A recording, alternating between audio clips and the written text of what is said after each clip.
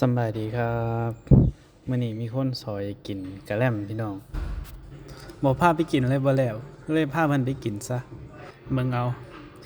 ดีดดองดองปานเด็กน้อยเอาไปอีหล่าไปตอนนี้เฮาก็อยู่ที่ตลาดซุปเปอร์วันเด้อพี่น้องเด้อ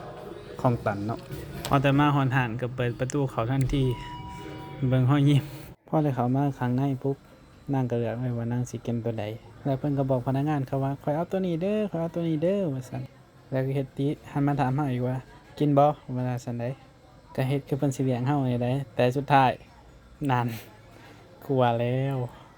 นางก็ย่างอ้อมไปเอาอิหยังผู้คนรู้บ่ไปลักเอากระเป๋าตังค์ข้อยอยู่ข้างหลังจ้าแล้วสุดท้ายก็เสร็จโจร